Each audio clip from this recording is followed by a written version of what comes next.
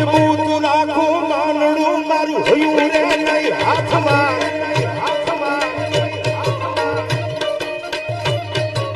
અને કોક જો જીવનમાં સારું પાત્ર મળી જાય તો હયાને ઝાલી નો રાખતા મૂકી દેજો યાર ભાગજીભાઈ તમે મૂકી દેવાનું યાર હા મૂકી દેજો શું કીધું મજબૂત રાખો માનડું મારું હયું રે નહીં હાથમાં